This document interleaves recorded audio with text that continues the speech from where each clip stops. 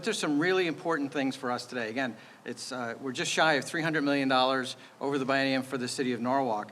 But a few things that we want to let our constituents know about. One is that our aid to the city of Norwalk, to the city budget, has increased 29.7%. So we'll say it's 30% over 2 years. That's a pretty impressive number as far as I know.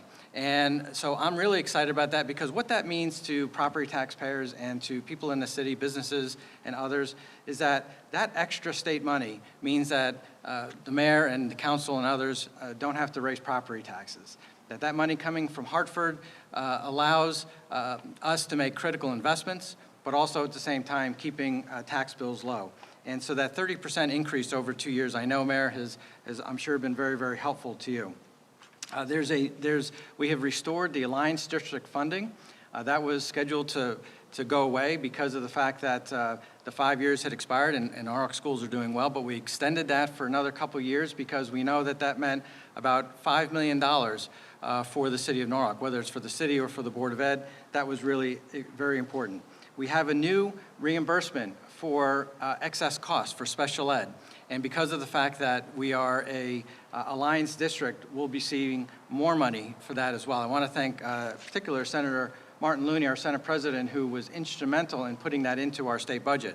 That means the fact that the Board of Education can use its resources in other ways, and they'll see increased money from the state of Connecticut. I just want to remind people that this will be year 4 coming up of our new ECS formula, Education Cost Sharing Formula, and that's going to be really important because of the fact that we have a 10-year phase-in, and this formula is good for Norwalk, it's good for Stamford, it's good for our cities.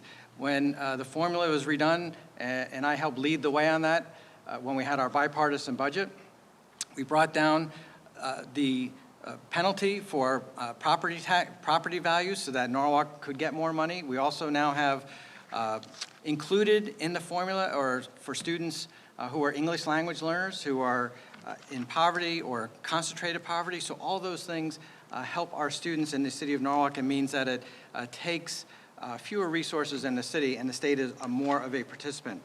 We have wonderful grants for our city projects, such as $3 million for Lockwood Matthews Mansion, which is on top of the $5 million already. $3.5 million for Wall Street.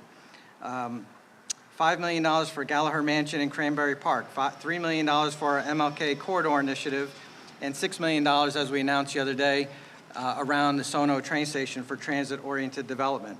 One of the best parts about the budget that I see is the fully funding Norwalk High School, is also the $10 million for Cranberry Elementary School, and the increase to 60% reimbursement rate, Henry's happy about that, for school construction over the next 25 years. Meaning when that South Norwalk school gets built, that one school will save taxpayers literally $25 million. And we multiply that over 25 years with all the other projects we want to do, and that will save taxpayers a lot of money, hundreds of millions of dollars, and a lot of money off their taxes. If you look at this total of $296 million, you know, when you get $1 million here or $3 million there, or $5 million there, you don't realize that it adds up. And all of a sudden you turn around and hear $296 million coming into the city of Norwalk. I think that shows one thing.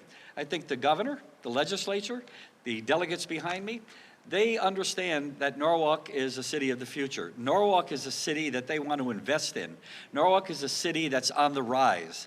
Norwalk is a city that people want to, as Senator Duff mentioned, want to move to.